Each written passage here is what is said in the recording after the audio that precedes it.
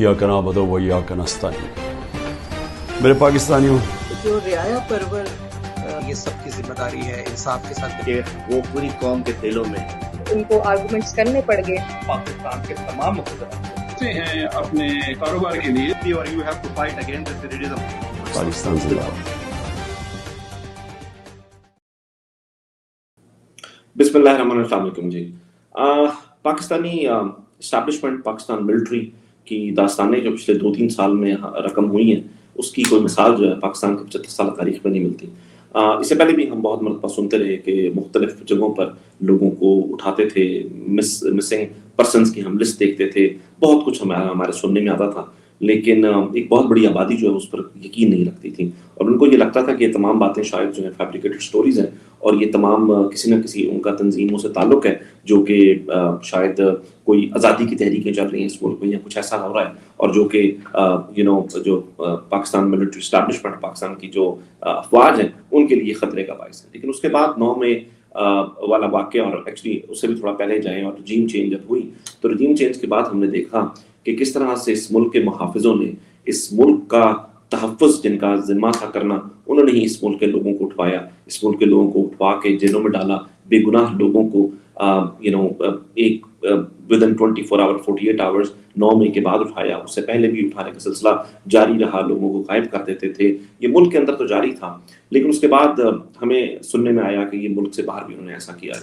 UAE में, जो कि हमारा ब्रदर इस्लामी मुल्क है, उसमें उन्होंने 2 नौजवान पाकिस्तानियों को आज से 1 साल कबल जो है पाकिस्तान मिलिट्री इस्टेब्लिशमेंट के कहने पर उन लोगों ने बगैर किसी सबूत के, बगैर किसी जुर्म के उन्होंने उनको उठाया और अभी तक जो है उनको बगैर किसी चार्जशीट के, बगैर किसी जुर्म के उन्होंने अपनी जो है वो हिरासत में ले रखा है। मेरे साथ जो है आप समझ गए होंगे कि मैं किन की बात कर रहा हूँ। मैं जुनैद जहांगीर और सलमान रजा की बात कर रहा हूँ। तमाम लोग इन दोनों नामों से बहुत ज़्यादा वाकिफ़ हैं। वो कि इनकी पाकिस्तान मीडिया पर बिल्कुल भी कोई कवरेज नहीं हुई है, लेकिन आप तमाम लोग जितने भी सोशल मीडिया के हैं, इसके अलावा जितने भी एक्टिविस्ट हैं, वो जानते हैं कि ये दोनों कौन हैं।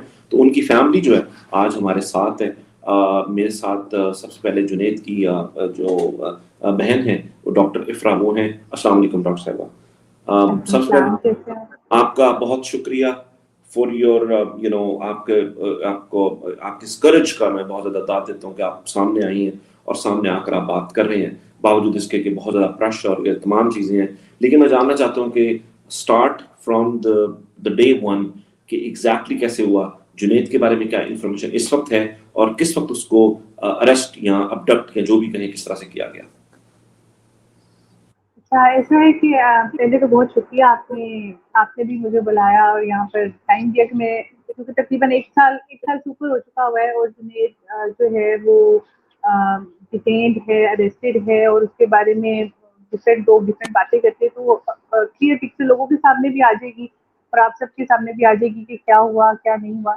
जुनैद जो है बेसिकली 2023 से पाकिस्तान छोड़ के जा चुका था। यहाँ के जो हालात थे उसके जिस तरह से पीटीआई के लोग उठाए जा रहे थे, तो हम लोग भी साथ उसकी सेफ्टी को लेकर बहुत ज़्यादा परेशान थे और हमने भी उसको अर्ज किया कि तुम चले जाओ, मुझसे बाहर चले जाओ। हालांकि उसकी ज़िंदगी की प्लानिंग में कभी भी ये शामिल नहीं था कि वो मुल्क छोड़ के बाहर जाए। हम लोग एक सब नौकरी पेशा लोग हैं, हम बहन भाई, हमारे वालिद, हमारे ग्रैंडफादर, तो हम लोगों ने कभी हमारी ज़िंदगी की प्लानिंग में नहीं था, उसकी कभी ज़िंदगी की प्लानिंग में ये बात की नहीं कि वो मुझसे बाहर जाएगा। लेकिन हालात ऐसे हुए कि हमने खुद उसको मजबूर किया कि तुम चले जाओ, तुम बाहर जाओ, तुम सेफ रहोगे और एक अच्छी लाइफ गुजार सकोगे। तो 2023 में पाकिस्तान छोड़ के चला गया। उसने दुबई में as marketing manager job start की और तकरीबन 1 साल से वो वहाँ पे रह रहा था। अगस्त में वो उम्रा की अदायगी के लिए सऊदी अरब गया। सितंबर में वो वापस आया। 24 सितंबर 2024 को वो शाम को उसने लैंड किया दुबई इंटरनेशनल एयरपोर्ट पे। उसने हमें मैसेज किया कि I have landed at Dubai International Airport and I will call you once I reach my apartment. उसके बाद उसके साथ हमारा रास्ता नहीं हुआ। रात में कांटेक्ट करने की कोशिश की तो उसका नंबर ऑफ जा रहा था। तो सुबह फिर जो है हमारी साबिर हमें थोड़ा हालात की संगीनी का अंदाजा हुआ कि इतना अच्छा इतनी देर उसका मोबाइल ऑफ नहीं होता। फिर उसके डिफरेंट फ्रेंड्स के साथ रब्ता किया जो वहाँ पर मौजूद थे और अजहर से रब्ता किया और तब हमें पता चला कि उसको इमिग्रेशन काउंसिल के ऊपर डिटेन कर दिया। तो पहले हमारे ज़हन में यही था कि 24 सितंबर 2024 को ये वाकया हुई, यानी 24 जी सितंबर जी 24 की शाम को दुबई एयरपोर्ट से डिटेन कर लिया गया, यानी कि दुबई एयरपोर्ट जी से बाहर Dubai International airport terminal number 2 के ऊपर उसको तकरीबन 4:30 बजे उसको वहाँ पे डिटेन किया गया। और जो है हम स्टार्ट में ये समझे कि कोई आइडेंटिटी मिसमैच का मसला है, कोई डॉक्यूमेंट्स का इशू है शायद, मतलब और कोई जहन में बात आती नहीं ना, बट हम लोग बड़े रिलैक्स थे कि ऑब्वियसली कोई ऐसी टेंशन वाली बात ही नहीं थी, कोई क्राइम ही नहीं किया, कुछ किया ही नहीं, तो उसको ऑब्वियसली किसी गलत फहमी में पकड़ा है। लेकिन जब 1-2 दिन गुजर गए और फिर तीसरे दिन 27 सितंबर को सलमान रजा को भी शारजा में उसके घर के बाहर से उठा लिया गया। तो उसके बाद मजीद ये हमारा जो सुबह ये कंफर्म हुआ सलमान ये रजा जो को है ये दोनों वहीं लिंक पर, थे। सलमान रजा भी वहीं पर थे और उनको वहां से हाँ जी, सलमान रजा भी तकरीबन 1.5 साल से दुबई में अपनी जॉब कर रहा था शारजा में और वहाँ पर रह रहा था विद फैमिली। और वो ग्रॉसरी के लिए बाहर निकला और उसको शाम को उसके घर के बाहर से उठा लिया गया और उसका भी कुछ अता पता नहीं थी। उसकी मिसेज गई डिफरेंट स्टेशन पे, तो वहाँ पे उन्होंने बताया कि हमने उसको उठाया है। लेकिन तब अंदाजा हुआ कि ये लिंक हैं और फिर बाद में जैसे जैसे दिन गुजरे और पता चला डिफरेंट सोर्सेज से, हम लोगों ने खुद ईमेल्स की, वहाँ की पुलिस को ईमेल्स की, उन्होंने हमें डायरेक्ट किया सीआईडी की तरफ, उनको ईमेल्स की। तो उन्होंने हमें ईमेल की कि आप पर्सनली आकर विजिट कर सकते हैं और फिर हम आपको डिटेल्स देंगे। मेरी मदर को बेसिकली, तो मेरे पेरेंट्स ट्रैवल नहीं कर सकते अपने हेल्थ इश्यूज की वजह से, तो फिर मैं उनके बिहाफ पर गई। मैं नवंबर 2024 में दुबई गई खुद और वहाँ पर मैंने 2 मंथ स्टे किया। मैंने वहाँ पे डिफरेंट ऑफिसेज विजिट किए, मैंने consulate of Pakistani consulate in UAE को विजिट किया, सीआईडी ऑफिस उनका विजिट किया। तो उन्होंने फर्स्ट डे जब मैं गई तो सीआईडी वालों ने दे ओन्ड इट कि हाँ हमने उठाया है, हमने इसको पकड़ा है और हम आपको इसके बारे में ज़्यादा इन्फॉर्मेशन नहीं दे सकते। अच्छा, बट लेकिन टाइम एंड मल्टीपल विजिट पहली बार आप जब गई तो उन्होंने इसको ओन किया कि उठाया है, राइट? बिल्कुल बिल्कुल, उन्होंने कहा हमारे पास है, what do you want? I want to meet him. तो कहते no you can't meet him. मैंने कहा then I want to know कि आपने उसको क्यों उठाया है। तो कहते वी कांट टेल यू। ठीक है, मतलब 1-2 विजिट्स में तो उन्होंने मुझे इतना वो नहीं किया। उसके बाद जो है आहिस्ता आहिस्ता फिर पाकिस्तानी काउंसलेट से भी बारहा राब्ता किया। तो देन दे सेड के सोशल सिक्योरिटी का इशू है, उसमें उनको पकड़ा है। लेकिन अच्छा, बाद में जब मैं क्योंकि जी जी साथ में ना अजहर को भी मैं शामिल करना चाहता हूँ। अजहर हमारे साथ हैं, मैं चाहता हूँ कि अजहर भी शामिल हो क्योंकि मेरे 2 क्वेश्चंस हैं अजहर से। अस्सलाम वालेकुम Azhar, so much for joining, आपका बहुत शुक्रिया। जी वालेकुम सलाम। जी अजहर, अभी आप बात करने से पहले आप डॉक्टर साहब आप अपनी बात कंप्लीट करें, फिर मेरा अजहर आपसे एक आप अपनी जो बात करेंगी उसको जरा करें कि आप जब वहां पर 2 माह गए आपकी किसी से मुलाकात हुई? जी जी नहीं, बिल्कुल उन्होंने मुलाकात की, तब तो वो आते ही नहीं थे। अलबत्ता ये कि जुनैद की हमें तकरीबन 18 से अरेस्ट होने के कोई तकरीबन 18 दिन बाद उसकी हमें कॉल आई थी 1-1.5 मिनट की, और उसके बाद 1-2 हफ्ते के बाद वो हमें कॉल करता था सिर्फ 1 मिनट की, जिसमें वो सिर्फ ये बताता था कि मैं ठीक हूँ और हमारा हाल पूछता था। क्योंकि जब जुनैद अरेस्ट हुआ उससे तकरीबन 1 वीक पहले मेरे अब्बू को हार्ट प्रॉब्लम हुआ और अब्बू हॉस्पिटल में एडमिटेड रहे थे। तो बड़ा कंसर्न था अब्बू को लेकर, अम्मी को लेकर। तो वो बस अपना हालचाल बताता था, हमारा हालचाल पूछता था और 1 मिनट की कभी 1.25 मिनट की कॉल होती थी। तो जब मैं वहाँ पे सीआईडी में गई, उनको भी मैंने बताया, तो दे सेड कि पहली बार जो उन्होंने एक और बात की कि अगर आपको कॉल आती है तो इसका मतलब है कि उसका कोई कसूर नहीं है। तो वहाँ पर क्योंकि वो मेरे साथ अनऑफिशियल बात करते थे, कोई रिटर्न में बात ही होती थी, कोई डॉक्यूमेंटेड बात ही होती थी, अनऑफिशियल जैसे उनकी बात होती थी। तो कहते थे कि अगर आपकी उससे कॉल करवा दिए कि वो निर्दोष है, उसका कोई कसूर नहीं है। ये कौन कहता था कि उसका कोई कसूर नहीं है, बेकसूर है? वहाँ पे डिफरेंट ऑफिसर्स बैठे होते थे ना उनके सीआईडी के काउंटर पे, हमें डिफरेंट लोग, हम हर दफा जाते थे डिफरेंट ड्यूटी। आप जब वहां पर गई और आपने बताया कि उसकी कॉल आई है, उससे हमारी 1 मिनट की या 2 मिनट की बात हुई है, 18 दिन के बाद आपको बताई स्टोरी, तो उन्होंने कहा इसका मतलब है कि वो बेकसूर है, उसको कोई कसूर नहीं है, उसको उठाया गया। तो जब बेकसूर है तो अब तक रखा जवाब? हमने उससे पूछा कि आपने क्यों उठाया है, तो उसने मुझे जो फर्स्ट डे उसने मुझे जवाब दिया, उसने कहा कि आपके मुल्क में इमरान खान को क्यों पकड़ा। लेकिन इमरान खान को तो बेकसूर, इमरान खान को क्यों पकड़ा हुआ है? तो हमने कहा इमरान खान को तो बेकसूर पकड़ा हुआ है। तो कहता बस इसी वजह से यहाँ भी पकड़ा हुआ है। ये तो वहाँ के एक वर्कर ने जी वहाँ के अफसर ने मुझे कहा। फिर उसके बाद मतलब on multiple visits Aahista Aahista, कभी वो एक बात करते थे, कभी वो इंटरटेन नहीं करते थे। मतलब इवेंचुअली दे टोल्ड मी कि जी आपकी, क्योंकि जब मेरा वापसी का वीज़ा ख़त्म हो रहा था, मैंने वापस आना था, तो I used to go again and request them कि देखें मैं तो विजिट वीज़ा पे हूँ, मैंने चले जाना है, मैं दोबारा नहीं आ सकती, आप प्लीज़ मेरे भाई से बात करा दें, मुझे वजह बता दें, मुझे गाइड कर दें हमने कैसे प्रोसीड करना है। तो ये दे लाइक वहाँ पे बंदा था, ही टोल्ड मी कि आपकी जो फाइल है वो अंडर द टेबल मूव, और वो अंडर द टेबल ही आपका ये प्रॉब्लम, या जब आपकी गवर्नमेंट आएगी या जब जो गवर्नमेंट है वो चाहेगी तब उनको हम रिलीज करेंगे, हमारा उन्होंने कोई गुनाह नहीं किया, क्योंकि वहाँ पर वहाँ की पुलिस से हमने एनओसी लिया, वहाँ पे उनके ऊपर कोई उन्होंने कोई क्राइम नहीं किया, कोई उनके ऊपर एक एफआईआर होती, उनकी पुलिस ने खुद एनओसी दिया, नो ऑब्जेक्शन सर्टिफिकेट दिया, तो कुछ नहीं किया। तो बेसिकली उन्होंने आज की डेट तक उनके ऊपर कोई एलिगेशन नहीं लगाया। 1 साल बहुत लंबा अर्सा होता है, अगर उन्होंने कोई जुर्म किया होता, उनकी कोई गलती होती, कोई वजह होती, तो हमें बताते हैं। उन्होंने आज तक देखे, ये तो हमारा भी बेसिक ह्यूमन राइट है और जुनैद का और सलमान का भी बेसिक ह्यूमन राइट है कि उनको बताया जाए, आखिर उनकी ज़िंदगी का एक कीमती साल कैद में गुजर गया है, उनको बताया जाए कि वजह क्या है, but they have never told us any reason. How old is Junaid? He is almost 30 okay, अच्छा 1990। ओके अजहर, आप सबसे पहले सोशल मीडिया के बंदे थे और इमरान खान के क्लोजेस्ट उसमें शहबाज गिल के बाद के दिन उठाया गया, वो भी आपके घर के बाहर से उठाया गया, आपके घर के बाहर से उठाकर आपको लेकर गए और ये तमाम चीजें, वो सारा किस्सा पता है। डॉक्टर साहब, आपकी तरफ थोड़ा ना फीडबैक है, थोड़ा म्यूट पर डालें आप जब बात। म्यूट पे, ओके। हाँ, फीडबैक आ रहा है आपकी तरफ। नहीं अजहर, ये आपकी तरफ से आ रहा है फीडबैक। अजहर, आपकी तरफ से फीडबैक आ रहा है। हाँ, ये आप ही की तरफ से फीडबैक है, आपको इसको जरा ठीक करें, या तो अपने ब्लूटूथ इनको ठीक करें या कुछ और। पीछे से काफी ज्यादा फीडबैक है। अब अपने आप को अनम्यूट कर लें आप बेशक।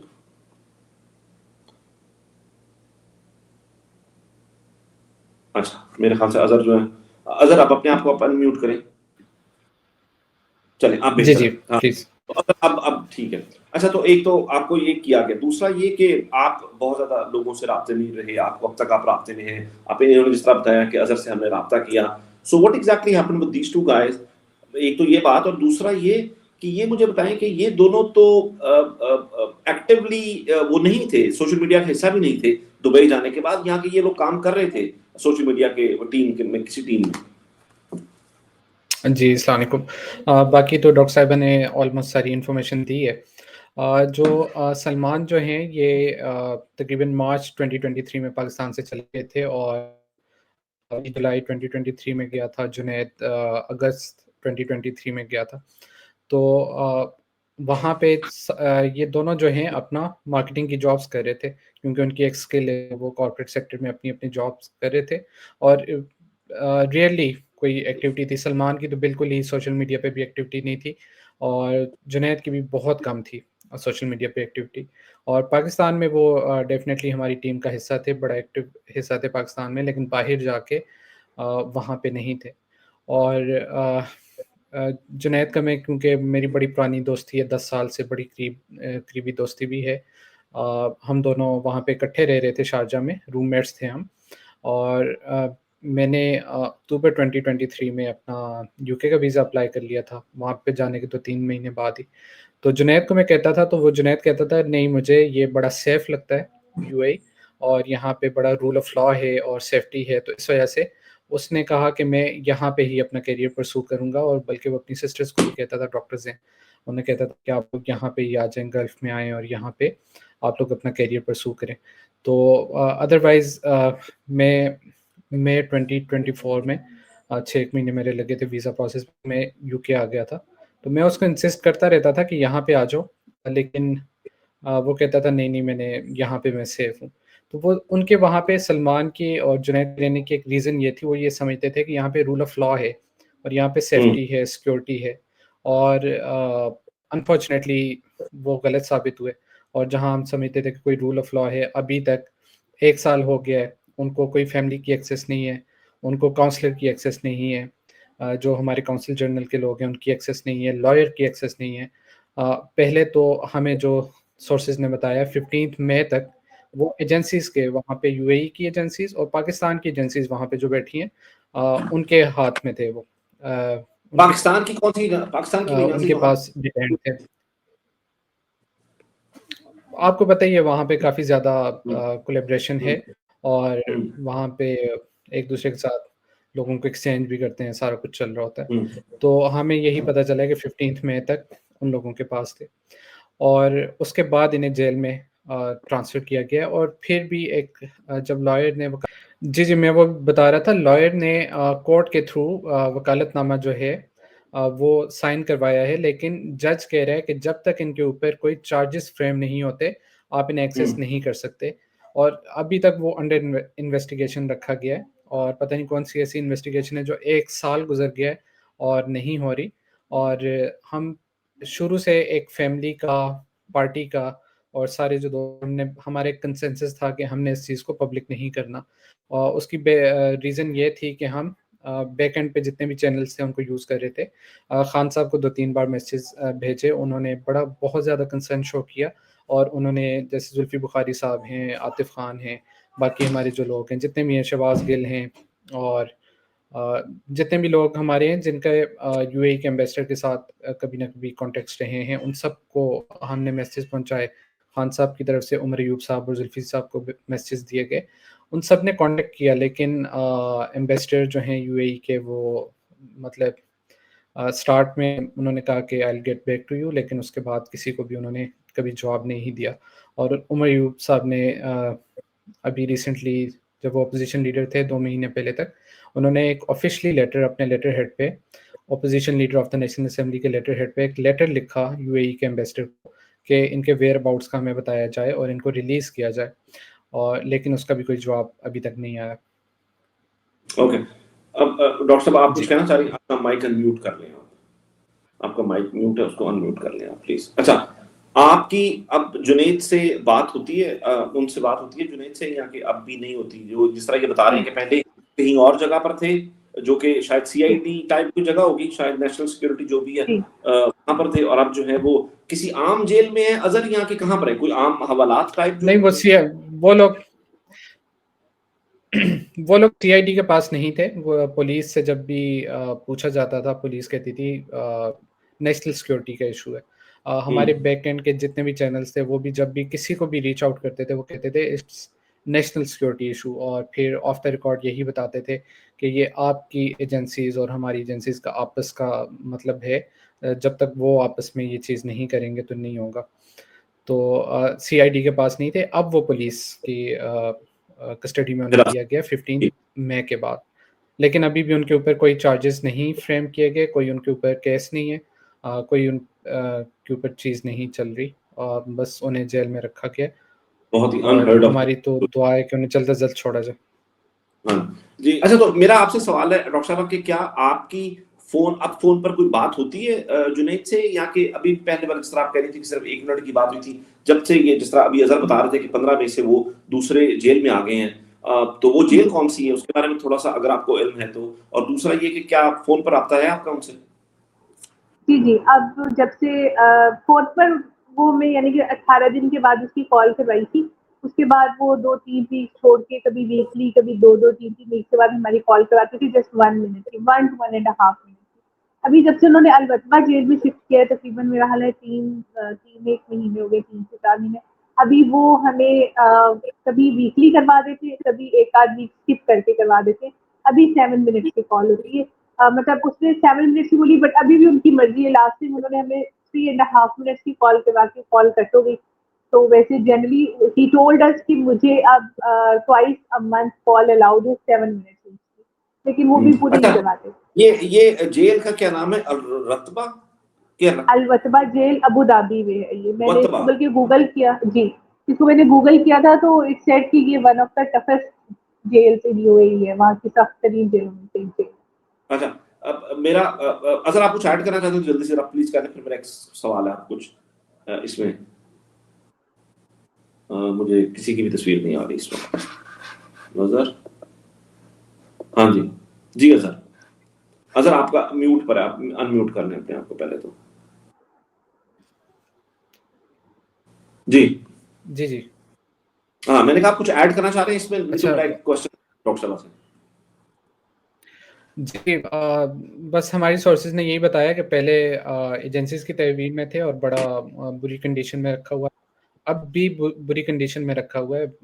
जेलें वहाँ की डरबों की तरह ही लोगों को रखा होता है वहाँ पे। लेकिन एटलीस्ट एक लीगल फ्रेमवर्क में अब आ गए। पहले तो वो बिल्कुल ही उनको फ्रेमवर्क में तो आए, लेकिन पाकिस्तान कोई में केस तो अभी भी नहीं ना है अजहर, केस तो अभी भी नहीं है ना, लीगल फ्रेमवर्क में तो है अभी भी नहीं है। कोर्ट ने ये कहा है कि अभी तक इनके ऊपर कोई चार्जेस नहीं है। तो अच्छा, चल। ये समझ से बाहर है कि यूएई जैसा मुल्क जिसके हाँ, पूरी दुनिया से लोग वहाँ पे इसलिए जा रहे हैं कि सेफ्टी एंड सिक्योरिटी हाँ, होगी और वहाँ पे रूल ऑफ लॉ है, और वहाँ पे ये सिचुएशन है जस्ट बिकॉज कि पाकिस्तानी एजेंसीज उनको गलत फीड कर रही हैं और उनसे गलत रिक्वेस्ट कर रही हैं। तो ऐसा नहीं होना चाहिए। चल। मैं ना, मेरे साथ जिब्रान भी है, मैं चाहता हूँ कि जिब्रान को भी हम ऐड कर लें। अस्सलाम वालेकुम Jibran, thank you for joining us. आपका शुक्रिया।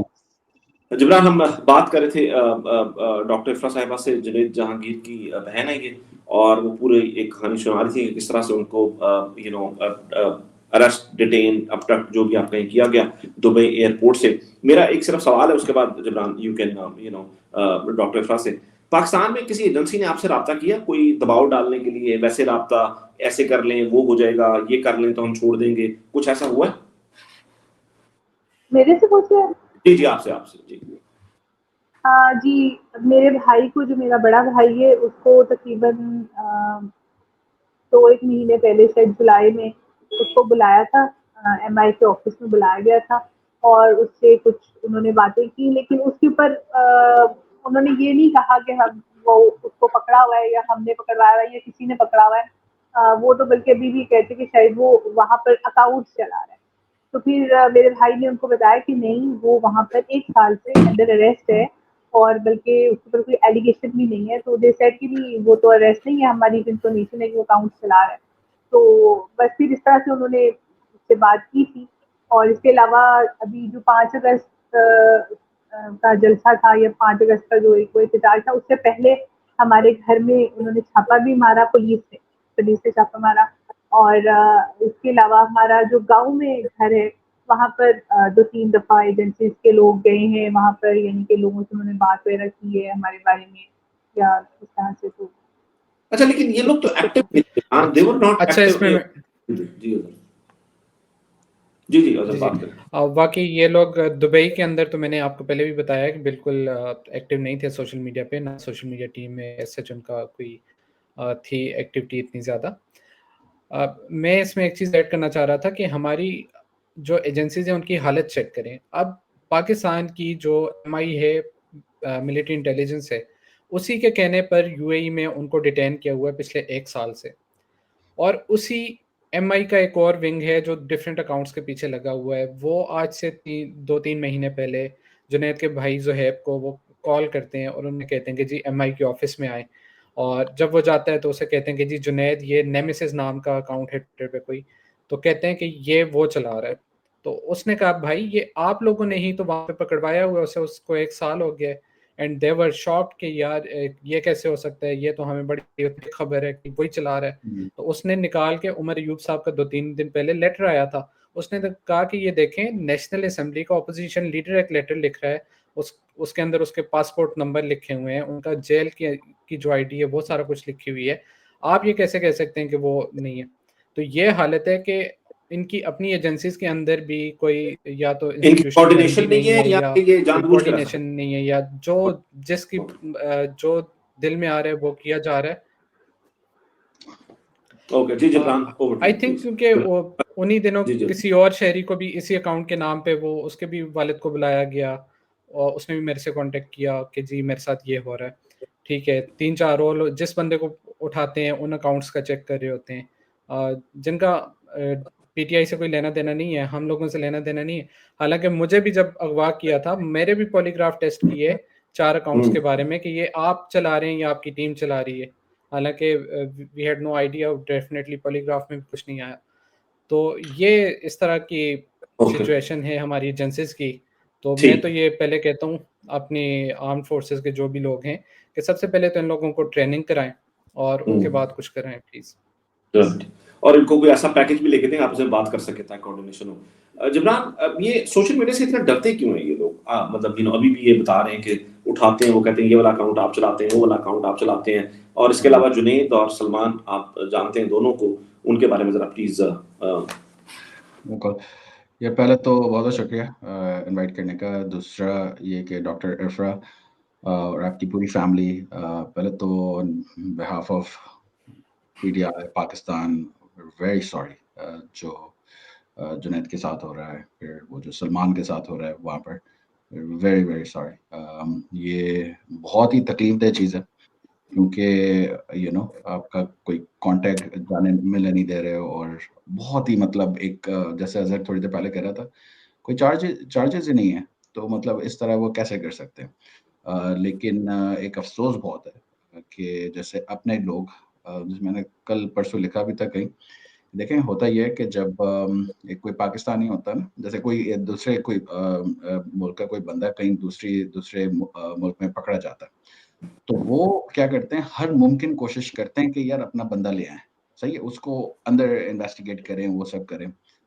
ये बहुत बड़ा इंटरनेशनल एक डिप्लोमेटिक मसला हो जाता है जब किसी और मुल्क का बंदा किसी और मुल्क में पकड़ा जाता है, तो ये सबसे पहले फॉरेन ऑफिसेज ये काम करते हैं कि वो अपने पास बुलाए, यहाँ पर हो इसकी इन्वेस्टिगेशन। ये पहला कोई दुनिया में ये हुआ होगा कि आप अपने मुल्क की एजेंसी दूसरे मुल्क की एजेंसीज को कह रही हैं कि इनको पकड़ लो, और पकड़ लो तो एक वो है ना कि एक लीगल डिस्कोर्स वगैरह हो, एबडक्ट कर लो और पता ही नहीं चले कि है कहाँ। तो अब तो फिर भी जैसे वो लीगल फ्रेम में आए, लेकिन वो कैसे कर सकते हैं? तो सबसे पहले तो उन सबको ये जवाब देना चाहिए कि यार इनको पकड़ा क्यों था, राइट? अगर तो कुछ था ऐसा, कोई गलत इन्फॉर्मेशन फीड करा था, तो आपने पहले वार्निंग दी, पहले आपने कुछ बोला उनको। तो वो तो जैसे हमें सबको पता है कि वो तो इतने वो तो एक्टिव नहीं थे ना, बिकॉज वो वहाँ चले गए थे, और सलमान तो वैसे भी ग्राउंड की चीज़ें कोऑर्डिनेट कर रहा होता था, तो ग्राउंड पे तो इतनी एक्टिविटी उस वक्त थी भी नहीं। तो पॉइंट इज कि ये एक सबसे बड़ा अफसोस मैं इजहार इसलिए करना चाहता हूँ because it is very embarrassing as a Pakistani कि आपके अपने लोगों ने कि अपने लोगों को जैसे पकड़वाया किसी दूसरे मुल्क में। तो आप लोग की फैमिली को बहुत प्यार, बहुत रिस्पेक्ट, बहुत एडमिरेशन, इतना सब कुछ झेला है आप लोग ने, तो उसके लिए sorry and salute to you. और दूसरा अली, आपका सवाल क्या था? ये मैंने कहा सोशल मीडिया के लोगों से ऐसा डरते क्यों हैं कि जिस तरह अभी अजहर बता रहे थे कि उठाते हैं अकाउंट्स का पूछते हैं, और सो मच सो जुनैद और सलमान जिनका ताल्लुक भी नहीं था, तो अजहर बता रहे थे कि यूएई जाने के बाद वो बिल्कुल एक्टिव नहीं थे, बस थोड़ा बहुत जो अपने अकाउंट से कोई एक्टिव होंगे वो होंगे, बिल्कुल भी नहीं थे। And then you know what is the threat behind? I think देखें, आई थिंक है ये कि उन्होंने सारी की सारी जो चीज़ें दबा दी है ना, तो रिजल्ट्स नहीं आ रहे। मतलब आप देखें ना, वो उन्होंने मीडिया पूरा ले लिया, ऑपोजिशन में कोई जैसे बात नहीं करता इंसानियत की, हालांकि ये पॉलिटिक्स नहीं है दिस इज ये इंसानियत की बात है ना आपको, तो उस पर कोई बात नहीं करता। लेकिन सोशल मीडिया पे लोग बात करते हैं उसकी, बहुत बहादुर हैं या मतलब रिलेटिवली सेफ जगह पे वो बात करते हैं, तो इनको उसकी तकलीफ बहुत है बिकॉज यू नो सच जब होता है तो वो लगता है दिल को। मतलब आज अली मैं आपके बारे में कोई ऐसी बिल्कुल ही मतलब रैंडम सी अफवाह उड़ा दूं, आपको नहीं फर्क पड़ेगा, राइट? लेकिन आपने जो कभी कुछ किया हो उसके बारे में बात करने लगूं तो फिर आपको थोड़ा हर्ट होगा, अबे यार मतलब यू नो ये मुझे कॉल आउट कर रही है। तो दैट जो कॉल आउट्स हैं उनको लेकिन आप ये सोचें कि वो इस एक्ट को खुद भी दिल में कितना बुरा समझते होंगे, राइट? कि जब वो आईना देखते हैं तो उनको वो बुरा लगता है, राइट? तो सोशल मीडिया तो जैसे अजहर कहता है एक आईना आपको दिखा रहा है ना कि भाई ये आपने किया है, तो आपको नहीं तकलीफ होनी चाहिए अगर आप उसको बुरा नहीं समझते। आपको तकलीफ इसलिए हो रही है क्योंकि आप भी डीप इनसाइड आप उसको बुरा समझते हैं, तभी आपको दिल पे लगी ना वो बात।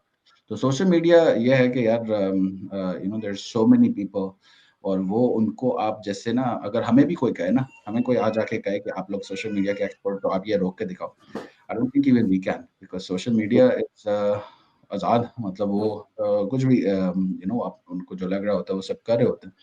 तो ये सेंट्रलाइज्ड वो नहीं है, it's a very decentralised medium. Okay doctor अच्छा, साहब मैं इसमें एक पॉइंट ऐड करूं। जी मैं एक पॉइंट ऐड करूं स्पेसिफिकली सलमान रजा के हवाले से।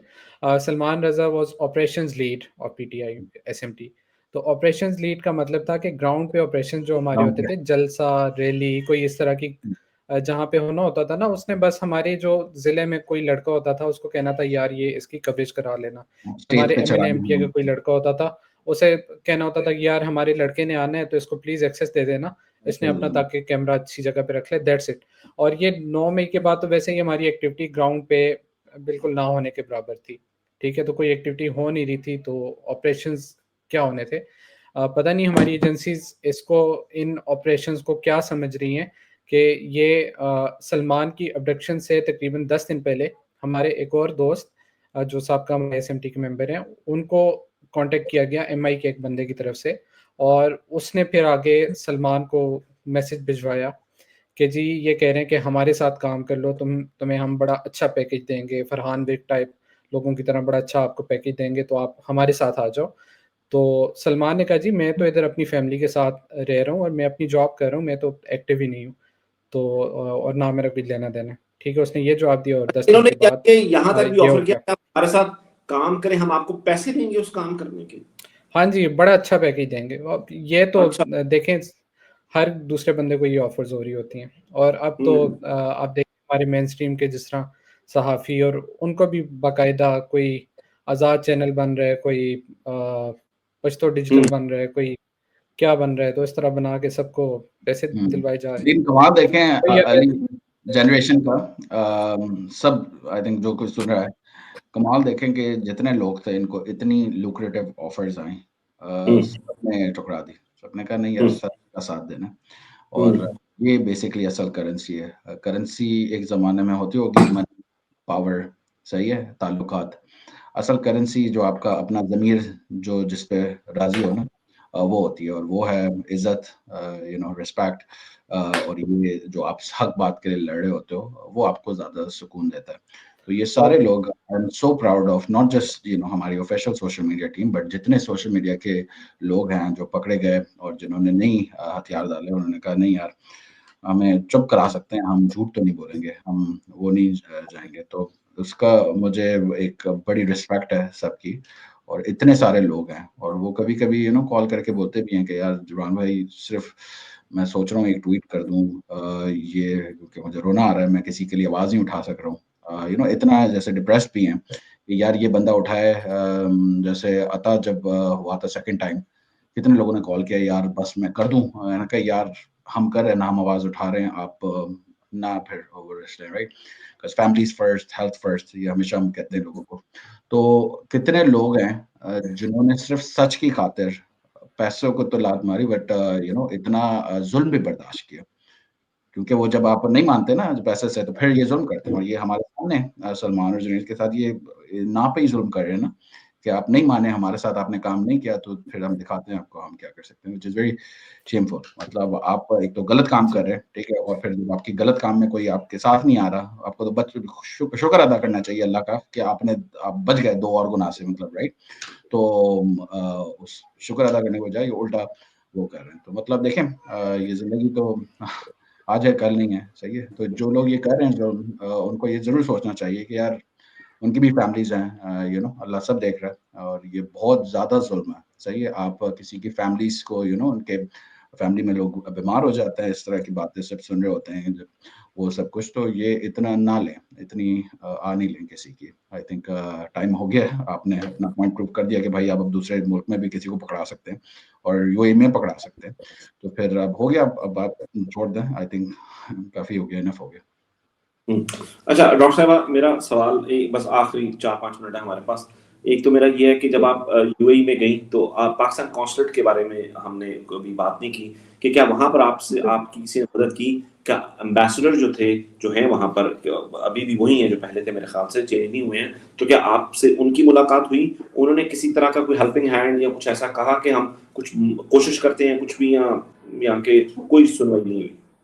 नहीं, मैं फर्स्ट से जाते ही मैं सबसे पहले सीआईडी के ऑफिस में गई थी। उन्होंने मुझे कहा कि आप अपनी काउंसलेट के थ्रू हमें अप्रोच करें। तो मैं काउंसलेट में गई, वहाँ पर जो मेन उनके जो वहाँ पे काउंसलेट है उन तक तो मेरी एक्सेस नहीं हुई। फिर अपने लिंक्स के थ्रू जो उनके सेकंड इन कमांड या जो भी नीचे जूनियर्स थे उनसे कुछ मुलाकातें हुई मेरी, और उन्होंने भी बस एक थोड़ा सा कोल्ड शोल्डर ही दिया। अब वो तो स्टार्ट में मानने को ही तैयार नहीं थे, बट जब मैंने उनको बताया कि आप नहीं मान रहे, लेकिन सीआईडी वाले मुझे खुद कह रहे हैं, उन्होंने तो पहले दिन मेरा आते ही बात, उन्होंने कहा हाँ हमारे पास है, तो तब उन्होंने कहा अच्छा ठीक है हम उनको लेटर लिखेंगे, हम पता करते हैं। पहले तो मैं आपको सच बताऊं तो उन्होंने फर्स्ट डे तो मुझे कहा कि हमने अपने लिंक के थ्रू पता किया है और 24 सितंबर को दुबई एयरपोर्ट के ऊपर जुनैद नाम के किसी लड़के को डिटेन नहीं किया गया। ठीक है, तो फिर बहरहाल जब मैंने उनको कहा कि वो लोग खुद कह रहे हैं कि हमने पकड़ा हुआ है, आप कह रहे हैं उन्होंने पकड़ा ही नहीं हुआ, फिर उन्होंने कहा अच्छा हम पता करते हैं। फिर उन्होंने डिफरेंट मतलब पता किया, कुछ दिन लगाया, उसके बाद उन्होंने कहा जी नेशनल सिक्योरिटी का इशू है, इसमें जो है हम कुछ नहीं कर सकते। अच्छा चले, अब मेरा ये इतनी शर्मनाक बात है कि इंडिया का एजेंट पाकिस्तान में कुलभूषण यादव, उसको काउंसिल जनरल की एक्सेस है, हर बंदे को है, ठीक है, और हमारे माशाल्लाह से नवाज शरीफ कन्विक्टेड क्रिमिनल था, उसके पास पाकिस्तान का हाई कमिश्नर जाके उसके घर जाके बैठ के डॉक्यूमेंट साइन करवा सकता है, लेकिन 2 लोग जो मासूम लोग पकड़े हुए हैं उनको कोई भी हमारे कौंसलेट से या एम्बेसी से जाके हेल्प करने के लिए तैयार नहीं है। और पाकिस्तान में भी हमारा जो फॉरेन ऑफिस है, फॉरेन ऑफिस और ये जो सारे इंस्टीट्यूशंस होते हैं, ये इसलिए नहीं बने कि ये किसी एक बंदे की गुलामी करें या किसी एक गवर्नमेंट की गुलामी करें, ये स्टेट के टूल्स होते हैं, ये हर शहरी के लिए बने हुए हैं। स्टेट जो है वो शहरियों की वजह से बनी हुई है, शहरियों के वोट से जो लोग आते हैं वो होते हैं स्टेट, तो जो शहरी हैं उनके लिए काम नहीं कर रहे, तो ये तनख्वाहें किस चीज़ की ले रहे हैं और अपने आप को कह रहे हैं स्टेट सिविल सर्वेंट। और अजहर मैं इसमें तनख्वाहें एक बात ऐड करना चाहती हूँ। जी जी तनख्वाह आप कहाँ से आ रही है? इनके टैक्स के पैसे से आ रही है ना, तो वो भी मतलब इतना जैसे नाइंसाफी। जी डॉक्टर साहब। जी डॉक्टर साहब, मैं जब वहाँ पे गई थी ना तो मुझे एक दफ़ा एक जो मेरा सीआईडी में विजिट था वहाँ पे एक बंदे ने बोला कि हमारे पास पाकिस्तानी बहुत से लोग जेलों में कैद हैं और जब भी हमारे पास कोई डिफरेंट नेशनैलिटी का, क्योंकि वहाँ पे आपको पता है वो तो इतने मुल्कों के वहाँ पे लोग मौजूद हैं, कोई भी किसी को भी हम पकड़ते हैं तो हम एक लेटर सा लिखते हैं, उसमें इतने ज़्यादा क्वेश्चन होते हैं, हम उनकी काउंसलेट को या एम्बेसी को भेजते हैं और वो लोग पीछे पड़ जाते हैं हमारे कि हमारा ये बंदा है, इसको रिलीज करें, आंसर देते हैं, हमारी खतों किताबत चलती है। पाकिस्तान वाहिद मुल्क है कि हम इनको लेटर लिखते हैं, वो आगे से हमें जवाब ही नहीं देते। इस वजह से बहुत से पाकिस्तानी, मतलब वो एक जनरल बात कर रहा था, not about Junaid and Salman, he was talking in general, कि हमारे पास इतने पाकिस्तानी कैद हैं जो थोड़े से पेपर वर्क के बाद निकल सकते हैं, लेकिन उन्होंने कभी हमें रिप्लाई नहीं किया। तो इस वजह से जो है ना, आप पाकिस्तानियों का बस ये अजीब सा सिस्टम है, मतलब he was talking in general. तो मुझे बहुत वो अफसोस वजीर हुआ आजम मुझे था इस बात का। जो एक वजीर आजम था जो इस वक्त कैद में है, वो जाता था दूसरे मुल्क में, तो कहता था कि मेरे जो बेगुनाह कैदी हैं उनको आप छोड़ दें, मुझे सिर्फ ये चाहिए। बहुत याद आई उस टाइम, बहुत याद आई उस बात की। हाँ, मैं एक चीज बताता हूँ। एक बार 23 मार्च 2013 का जलसा था, जिस वो सुनामी सच में आ गई थी, बहुत रेन आ गई थी, इन कराची। खान साहब वादे कर रहे थे, तो खान साहब का एक वादा था, नहीं लाहौर में नहीं था 23 मार्च। हाँ 23 मार्च लाहौर में था, मीनार पाकिस्तान पे। तो इतनी बारिश हो रही थी और खान साहब उस वक्त वादे कर रहे थे, तो उन्होंने खान साहब ने एक वादा किया था कि हर पाकिस्तानी, हर ओवरसीज पाकिस्तानी के पीछे उस वक्त आई थिंक 22 करोड़ कहते थे, तो 22 करोड़ पाकिस्तानी खड़ा होगा।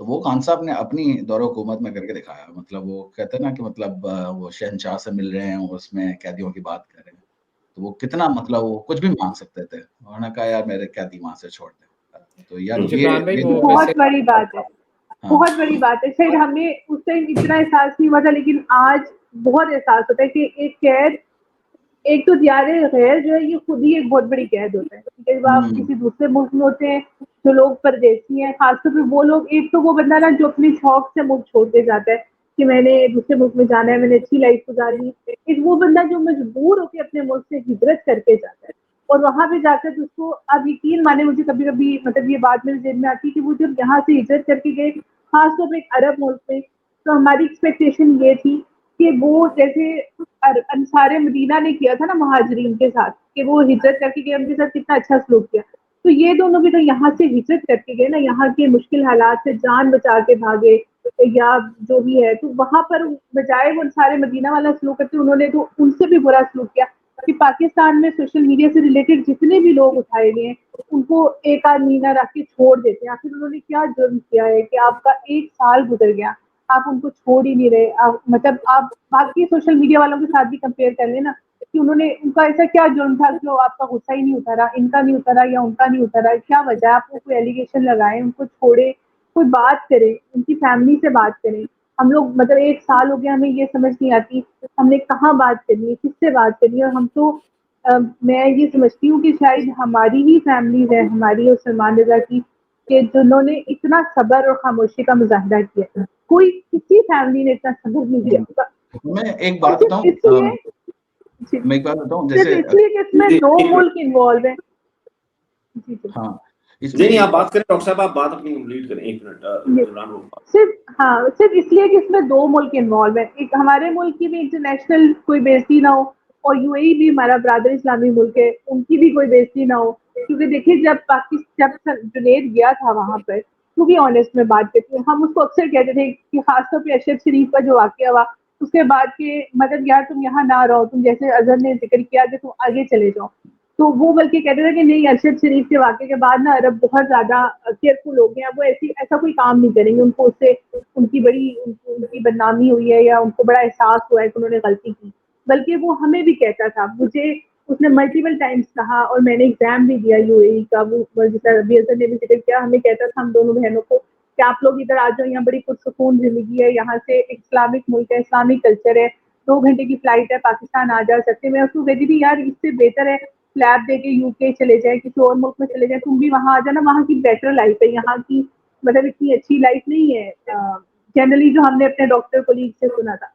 But he used to insist कि नहीं नहीं नहीं, ये बड़ा पीसफुल कंट्री है, हमें यहाँ पे आना चाहिए। उसको बहुत एतबार था यूएई के ऊपर और वहाँ की सिक्योरिटी के ऊपर। लेकिन अफसोस है कि मतलब अब 1 साल का अच्छा गुजर गया, उनको भी तरस नहीं आ रहा कि वो ही कोई तरस खा ले जो वहाँ पर जो भी बेसिक ह्यूमन राइट्स हैं या जो कैदियों के राइट्स हैं, कम से कम वही दें।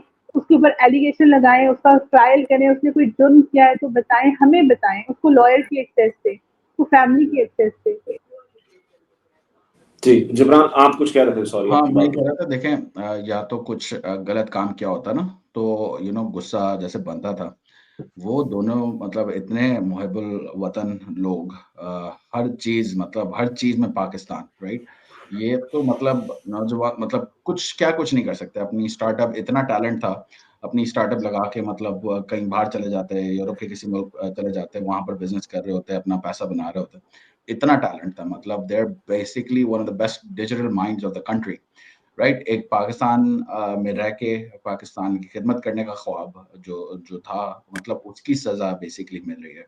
तो मैं तो ये सोचता हूँ कि यार जो एग्ज़ीक्यूट कर रहे होते हैं ये इस तरह के काम, उनको ये ज़रूर सोचना चाहिए कि यार ये पाकिस्तान है तो हम सब हैं।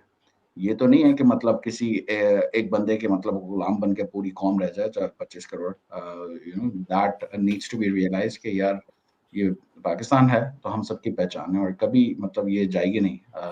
अच्छा वक़्त हो, बुरा वक़्त हो, ये पहचान हमेशा रहनी है हमारी। तो पाकिस्तान के लिए जो फ़िक्र करता है, जो उसकी भला के लिए उसकी मतलब हर हर चीज़ उसके फ़ेवर में सोचता है और हर ये सोच के करता है कि यार पाकिस्तान को किस तरह आगे लेके जाना है। तो उनकी तो बहुत रिस्पेक्ट होनी चाहिए, उनकी बहुत कदर करनी चाहिए।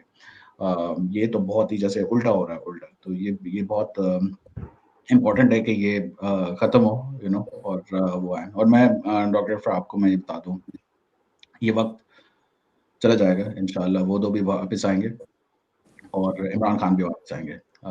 तो जो याद रह जाएगी ना, वो आप लोगों का हौसला है, उन दोनों की रेज़िलियंस है और कुछ गुनहगार लोग हैं, ये याद रह जाएगा। ये तो वक़्त तो मुझे पता है, ये हमारा पूरा ईमान है, ये ख़त्म होगा। आप लोग बड़ा हौसला रखें। देयर हीरोज़, सही है, आएँगे, उनको हीरोज़ वेलकम भी मिलेगा। बट ये है कि सब्र, हिम्मत, अल्लाह पे तवक्कल, ये जब तक है हमें तो कोई नहीं हरा सकता। आई थिंक जीत के ही दम लेंगे इंशाल्लाह। अच्छा। ठीक। बस आखिरी सवाल है मेरा अज़हर आपसे और जिब्रान से, और फिर मैं डॉक्टर साहब से एक है, और वो ये है कि what can be the action item और what can be the next step that we as a social media, Jibran आपसे पहले, कि वी कैन डू इट। मेरे ख्याल जिब्रान थोड़ा सा ऑफलाइन हो गए। अज़हर आपसे कि हम कुछ ऐसा कर सकते हैं, सब लोग आपस में, सोशल मीडिया बहुत से लोग आपको इस वक्त देख रहे होंगे अज़हर, क्या ऐसा कुछ करें कि probably that can help, probably that something कि जो हमने अभी तक नहीं किया, वो क्या ऐसा कुछ करें कि जिससे कुछ बेहतरी या कुछ ऐसा कुछ हो जाए, क्योंकि इन पे रहेंगे तो फिर तो नहीं ठीक होगा। डॉक्टर साहिबा आप कुछ ऐड करें, फिर मैं करता हूँ प्लीज इसके हवाले से। व्हाट डू यू थिंक कि हम मजीद क्या कर सकते हैं किस तरह करना चाहिए? देखिए बेसिकली हम तो बहुत इस किस्म के मामलात में कभी पड़े ही नहीं। मैं तो सीधे से जॉब करने वाले डॉक्टर्स लोग हैं, तो मुझे तो आइडिया नहीं है। हमें तो जितनी समझ आती है उतना तो करते हैं। वी आर वेरी थैंकफुल कि आप लोग उनकी आवाज़ भी उठा रहे हैं। शायद मैं समझती हूँ उससे भी ज़्यादा आवाज़ उठाई जाए, इससे भी ज़्यादा जो है उनके बारे में कुछ किया जाए तो शायद इसका कोई इम्पैक्ट हो। बाकी जो हमें लीगल वे समझ आते हैं या जो भी मतलब समझ आती है हम तो वो कर रहे हैं। जी अजहर। जी। अच्छा, मैं सबसे ज़्यादा ना इस प्रोग्राम के तवसत से अपनी लीडरशिप को दोबारा से पहले भी बेचारे कोशिश करते रहे हैं जितनी आज तक आजकल एक्सेस है, लेकिन मैं दोबारा से सबको रिक्वेस्ट करूँगा कि आप लोग दोबारा से पुश करें। और ये सिर्फ़ 2 लोगों की एक बात नहीं है, ये एक ओवरऑल ओवरसीज़ कम्युनिटी का इस टाइम बहुत बड़ा कंसर्न है कि अगर 2 ओवरसीज़ पाकिस्तानियों के साथ इस तरह हो सकता है, तो आगे किसी के साथ भी हो सकता है। और इस टाइम हमारे बहुत सारे लोग वहाँ पे बैठे हुए हैं, तो ये इस चीज़ को ज़रूर हाईलाइट करें। सिर्फ 2 लोगों की स्टोरी ना समझें इसको, ये एक ओवरसीज़ पाकिस्तानियों का ओवरऑल एक मसला समझ के करें। और जितने भी उनके कॉन्टैक्ट्स हैं सबको यूज़ करें, चाहे वो पाकिस्तान में हैं चाहे यूएई में। बल्कि यूएई वाले हमें कहते हैं कि जी ये आपके पाकिस्तान की ही जो लोग हैं तो वही इसका फ़ैसला करेंगे। तो जिस के में स्पेशली हमारे जो सीएम अली अमीन गंडापुर साहब हैं, उनसे भी आरिफ अलवी साहब वगैरह हैं, सलमान अकरम राजा साहब हैं, बैरिस्टर अली ज़फ़र हैं, उनको अभी खान साहब ने पिछले हफ़्ते उनको डायरेक्शंस दी हैं इन दोनों के हवाले से। तो इन सबसे रिक्वेस्ट करूँगा कि आप लोग जितने पाकिस्तान में उनके कॉन्टैक्ट्स हैं, बाहर कॉन्टैक्ट्स हैं, इन सबको यूटिलाइज़ करें, सबसे बात करें। और अब इनका 1 साल हो गया है, तो जिसको भी अगर किसी चीज़ का गुस्सा भी है तो 1 साल बहुत होता है। अब उन दोनों को रिहा होना चाहिए और उनको नाहक कैद में 1 साल हो गया, अब इस चीज़ को ख़त्म होना चाहिए। ठीक। जबरान, मेरा सवाल सिर्फ ये था कि is there anything that we can do, I mean जो हमने अब तक नहीं किया, कि जिससे प्रोबेबली कुछ ऐसा हो सके कि कोई ऐसी कोशिश, कोई ऐसी चीज़ कि जिससे शायद इसमें कोई फ़र्क आए और उनकी रिहाई में कोई मदद मिल सके as a social media lead, I mean. हाँ, आई थिंक देखें, होता ये है कि you have to keep an issue alive, ठीक है? और आपको नहीं पता होता कब कोई चीज़ ट्रिगर कर जाए, राइट? तो आई थिंक रोज़ कोशिश करें कि उस पे आवाज़ उठाएं। और रोज़ बेसिकली अगर एक ग्राफिक्स आती है जिसमें लिखे होते हैं कि कितने दिन से वो अबडक्ट हुए हैं और कितने दिन से जैसे कैद में, तो वो अगर कर सकें तो रोज़ उनके लिए आवाज़ उठाएं। और जो उनके टैग्स हैं ना, जैसे जो इनकी जो मीडिया ऑफिस है यूएई की, मीडिया ऑफिस, उनके जो डिपार्टमेंट्स हैं, रेलेवेंट डिपार्टमेंट्स हैं, और थोड़ा और रिसर्च करके जितने और रेलेवेंट डिपार्टमेंट आपको मिलते हैं उन सबको टैग करें। क्योंकि जितने लोग उस पर रोज़ आवाज़ उठा रहे होंगे ना, तो वो कहेंगे कि यार ये रोज़ ही आ रहा है, इसको कुछ एड्रेस करते हैं। तो जितना वॉल्यूम उसका अच्छा होगा, जितनी उसकी फ्रीक्वेंसी अच्छी होगी, उतना हमारे ये जो भाई हैं इन दोनों को बड़ी हेल्प मिलेगी और उनकी फैमिलीज़ को हेल्प मिलेगी। और एज़ अ पाकिस्तानी हमारा तो कोई सिटीज़न इस तरह किसी दूसरे मुल्क में वो नहीं होना चाहिए। तो it is about the nation, मतलब ये हमारा फ़र्ज़ है कि ये करते रहें।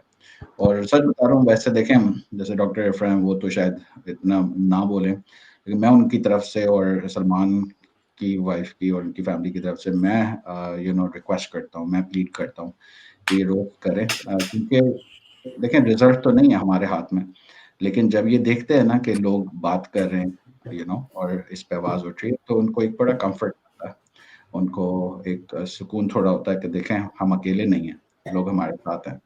तो ये बहुत ज़रूरी है, ये करें, कुछ अच्छा मॉरल सपोर्ट। ओके, ये नीचे स्क्रीन पर ये टैग्स आ रहे हैं, जो अगर आप लोग ट्विटर पर हैं तो आप इन पर टैग कर सकते हैं इन लोगों को, जिसका जबरान ने अभी हवाला दिया है कि मीडिया ऑफिस है। इसके अलावा कॉन्सुलेट और इस तरह के जितने भी टैग्स हैं वो नीचे आ रहे हैं, बिल्कुल ज़रूर करें। उनकी तस्वीर को आप लोग शेयर करें। I mean this is the best that we can do, जो हमारे इख्तियार में है। अज़हर आपका, जबरान आपका बहुत बहुत शुक्रिया कि आप प्रोग्राम में आए। डॉक्टर इफ्रा, मैं आपका बहुत ज़्यादा तहे दिल से मशकूर हूँ कि आपने इतनी जो है ना वो हौसला और वो हिम्मत दिखाई है कि आप खुद आई हैं सामने और आपने आकर बात की है। और मैं जिस तरह जबरान बात कर रहे थे, मैं भी यही कहूँगा, देखें हजारों लाखों करोड़ों लोग आप लोगों के साथ हैं, आप यकीन करें। शायद आप तक रीच आउट नहीं कर पाते होंगे, आप तक वो शायद पैगामात नहीं पहुंचते होंगे, लेकिन जबरान इस बात का गवाह है, अजहर है, मैं हूँ। लोग हमें मैसेज करते हैं रोजाना, लिटरली रोजाना या वीकली बुनियाद पर, और पूछने के लिए द सेम क्वेश्चन कि अली भाई anything on Salman Raza, anything on Junaid, people are concern. शायद उस तरह से बहुत से लोग जो पाकिस्तान में हैं, वो ज़ाहिर है उनकी लिमिटेशन है, वो शायद उस तरह से आवाज़ नहीं उठा सकते, लेकिन जो ओवरसीज हैं कोई भी ऐसा हमारी पूरी इसमें जो हमारे लोग हैं, और इसका सोशल मीडिया की ऑफिशियल टीम से कोई ताल्लुक नहीं है, जितने भी सोशल मीडिया के लोग हैं मैं उनकी बात कर रहा हूँ, कोई ऐसा नहीं है कि जो इन दोनों के साथ नहीं है, कोई ऐसा नहीं है जो आप लोगों के लिए फिक्रमंद नहीं है। लेकिन ये जो तारीख रकम कर रहे हैं आप लोग, इसमें आपकी बहादुरी को, आपकी शुजात को और आपकी तमाम चीज़ों को हम वो सलाम पेश करते हैं। और इस मुल्क की जब भी तारीख जिस तरह के जबरान ने कहा लिखी जाएगी, ये ज़रूर याद रखा जाएगा कि किस तरह से आपने हौसले के साथ इसको बर्दाश्त किया, जो कि ये अल्फाजों में कहना बहुत मुश्किल है, बहुत मुश्किल है। कोई भी लफ्ज इसको वो नहीं कर सकते, जस्टिफाई नहीं कर सकते कि आपका सगा भाई है, हमारे भाइयों जैसा जरूर है लेकिन आपका सगा भाई है, आपका छोटा भाई है, उस तरह वो हम नहीं कर सकते। आपकी वालदा, आप, आपके तमाम घर वालों के साथ हम यकीन दिलाते हैं कि हम सब लोग आपके साथ खड़े हैं। जबरान, और एक लास्ट बात, कभी आपकी बात हो तो उनसे जरूर कहिएगा कि यार जबरान के खिलाफ कुछ बोलना है या किसी के खिलाफ कुछ बोलना है, यार कर दें, बाहर आ जाए। हमें विल डील विद दैट, लेकिन मुझे पता है कि वो पहले दिन से उनको कहा गया होगा कि यार ये सोशल मीडिया के खिलाफ बात कर दें या कुछ कर दें, और वो इतने उसूल पसंद लोग हैं, उन्होंने जुर्म बर्दाश्त कर लिया होगा, लेकिन नहीं किया होगा। तो मैं तो ये कहता हूँ कभी आपकी बात हो कभी किसी के थ्रू, तो ज़रूर ये कहें कि यार हमारी खैर है, आप बाहर हैं। तो ये बड़ी बात है कि इतना जुल्म कोई बर्दाश्त कर ले सच के लिए, ये हीरोज ही कर सकते हैं। तो हमेशा दिल में बहुत रिस्पेक्ट रहेगी आप सबके लिए, आपकी फैमिलीज के लिए। आपके पास जो जबरान ने कहा था ना, जो करेंसी है ना, वो जो इज्जत जो कमाई है, वो जो करेंसी है उसका कोई ही नेमत बदल नहीं है, और वो आप लोगों के पास है। अल्लाह ताला ने आपको वो अता कर दी है, कि अल्लाह ही अता कर सकते हैं इज्जतें, और अल्लाह ही इज्जतें देने वाला है। हम उसे कोई कुछ नहीं। और डॉक्टर साहिबा, एक मेरा भी मैसेज है, जब भी उससे बात हो तो उसे कहिएगा कि जब भी तुमसे हमारी बात होती थी ना, एक होप मिलती थी, और जब भी तुम्हारे ट्वीट्स पढ़ते थे तो एक होप मिलती थी पूरे पाकिस्तान को। और अब भी आप लोगों को देख के हमारी होप्स अलाइव हैं कि हमारे लोग ये जो कुर्बानी दे रहे हैं, ये कभी रायगा नहीं जाएगी। जिस तरह खान साहब खड़े हैं, जिस तरह आप लोग खड़े हैं, आप सारी फैमिलीज खड़ी हैं, जितने भी लोग इस टाइम कैद में, तो इन सबको देख के ना एक करेज मिलती है सबको। और इंशाल्लाह ये कुर्बानियाँ रायगा नहीं जाएगी। एक दिन इंशाल्लाह आएगा जब सब हम इंशाल्लाह इकट्ठे होंगे, इमरान खान साहब के पास इकट्ठे बैठे होंगे और इस टाइम को हम याद करेंगे। अल्लाह पाक इंशाल्लाह जल्दी ये टाइम लाएगा इंशाल्लाह। आपको पता है, आप लोगों का जो उसके साथ इंटेक्शन रहा है, वो बहुत ऑप्टिमिस्टिक लड़का है। वो एक होता है ना कि आपकी जिंदगी में बिल्कुल अंधेरा है तो वो उसमें भी एक दिया जला के बताएगा। हमारा कभी घर में भी कोई इशू होता था, हालांकि वो हमें सबसे छोटा है, ठीक है, हम कहते हैं कि वो मतलब हमेशा हमें कोई भी प्रॉब्लम है तो वो हमें बताता था कि नहीं यार, मतलब ये देखो ठीक हो जाएगा, कुछ नहीं होगा, डरी नहीं करो। ये मतलब वो हमेशा, एक तो वो कनात पसंद बहुत ज्यादा, थोड़ी सी चीज को खुश हो जाता है। सेकेंडली ये कि वो बहुत ऑप्टिमिस्टिक है, उसको उम्मीद का दामन नहीं छोड़ता। तो आई होप कि उसने अभी भी नहीं छोड़ा होगा, और वो जो है ना इसी उम्मीद के साथ ही वो ये जो है जेल जो है हिम्मत के साथ उसने सबके लिए उम्मीद रख दी है कि देखो कितनी बड़ी उम्मीद के तौर पर वो एक उम्मीद का इस्तारा बन गया हुआ है, मतलब उम्मीद का छोड़ना। और जो आप कह रहे हैं ना, इसको मैं गारंटी कर देता हूँ कि उसने नहीं छोड़ी होगी, क्योंकि जनरेशन जो है ना, ये दौर इमरान में जी के ये वो वाली जनरेशन है। तो हमारा वो डीएनए एक ही जैसा है थोड़ा सा, कि कुछ भी हो जाए पॉजिटिव हमेशा रहना है, नेवर गिव अप। और वो कहते हैं ना कप्तान के जब आप गिव अप नहीं करते तो you rise from the most incredible positions, और जो पेन होता है वो सबसाइड हो जाता है। लेकिन जो बात याद रहती है कि आपने कितनी रेजिलियंस दिखाई, तो वो उस रेजिलियंस को जो अजहर कह रहा है ना, उसको सेलिब्रेट जरूर करेंगे इंशाल्लाह अपनी लाइफ। इंशाल्लाह वो दिन लेकर आए। आप तो हम लोग का बहुत शुक्रिया, इंशाल्लाह जरूर आएगा। हमारी तमाम लोगों की तरफ से जबरान, अजहर, मैं और जितने भी लोग हैं जो जाहिर है जो आप तक उनके पैगामात नहीं पहुंचते होंगे, ये तमाम चीजें नहीं, आप यकीन करें कि तमाम लोग आपके साथ हैं। आप जुनैद की वालदा को, अपनी अम्मी को, जो हमारी वालदा की तरह, उनको हौसला दें, उनको बताएं कि तमाम के तमाम लोग जो हैं वो आप लोगों के साथ खड़े हुए हैं, और जो भी जिससे भी जो कुछ बन पाएगा जो कर रहे हैं हम जरूर वो करते रहेंगे इंशाल्लाह। तो चलिए, आप दोनों का बहुत शुक्रिया, थैंक यू सो मच। और हम उम्मीद करते हैं कि बार बार हर प्रोग्राम में यही मैं बात कहता हूँ, कह के मुझे वो होता है, मगर मैं फिर भी कहता हूँ कि बेटर सेंस प्रिवेल करेगी।